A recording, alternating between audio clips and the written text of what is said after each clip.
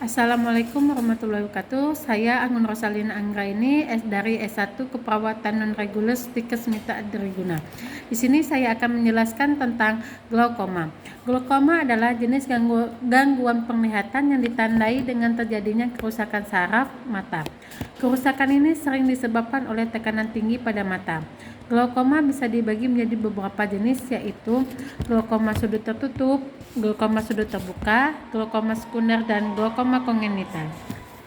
Patofisiologi dari glaukoma itu sendiri yaitu terjadinya ini sejak lahir atau pada tahun pertama setelah lahir. Kelainan ini terjadi karena terhentinya pertumbuhan struktur sudut iridokorneal sejak dalam kandungan, kira-kira saat janin berusia 7 bulan. Pada glaukoma ini, sejak lahir penderita memiliki bola mata yang besar yang disebut buftalmos.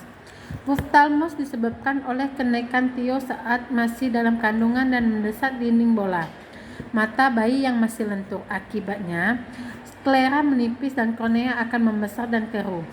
Bayi akan takut melihat cahaya karena kornea yang keruh akan memecah sinar yang datang sehingga bayi merasa silau.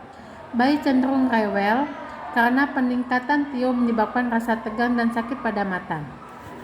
Faktor risiko glaukoma yaitu karena bentuk-bentuk glaukoma kronis bisa merusak penglihatan bahkan sebelum gejala muncul. Seseorang yang memiliki faktor risiko glaukoma berikut diharapkan untuk lebih waspada terhadap gangguan mata ini, yaitu yang berusia di atas 60 tahun, memiliki riwayat keluarga dengan glaukoma, mengidap kondisi medis tertentu seperti diabetes, penyakit jantung, tekanan darah tinggi, dan anemia sel sabi, mengalami rabun dekat atau rabun jauh, pernah mengalami cedera mata atau menjalani jenis operasi mata tertentu,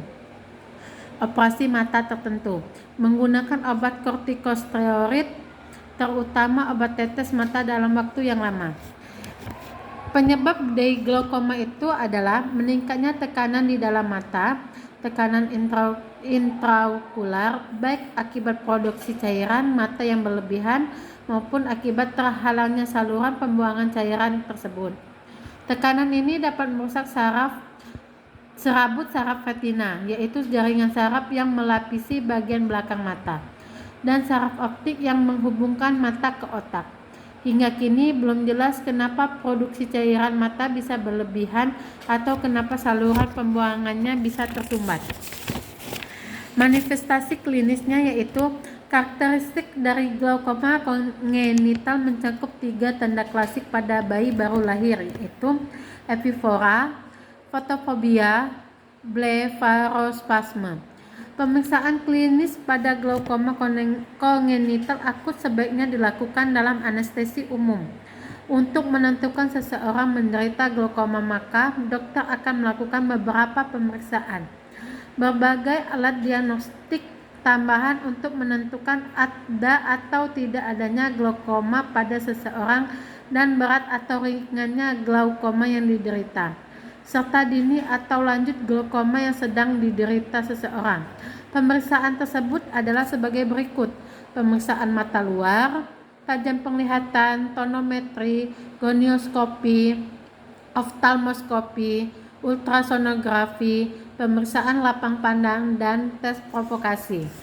Komplikasi dari glaukoma itu sendiri yaitu tidak terdiagnosis, bisa kelemahan penglihatan sepanjang hidup.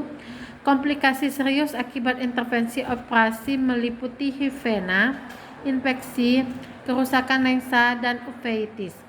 Perubahan kap serat optik merupakan indikator utama keberhasilan terapi.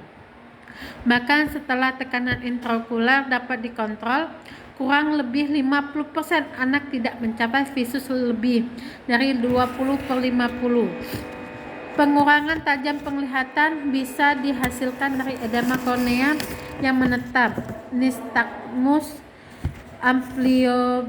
amblyopia, atau kelainan refraksi yang luas. Komplikasi dari penyakit glaukoma kongenital dan gejala sisa yang ditimbulkan antara lain seperti kebutaan yang berat, fotofobia, hiperklarimasi, tekanan intraokular yang meningkat, blefarospasme, amblyopia, mata malas, ablatioretina, astigmatisme, kornea yang irregular, dan dislokasi lensa. Pemeriksaan penunjangnya yaitu pemeriksaan yang perlu dilakukan untuk membantu menegakkan diagnosis glaukoma kongenital adalah tonoskopi, tonometri, pengukuran tekanan intraokular, punoskopi, evaluasi diskus optikus, refleks pupil, slit lamp. Penilaian biasanya memerlukan anestesi umum. Demikian yang dapat saya sampaikan tentang materi glaukoma.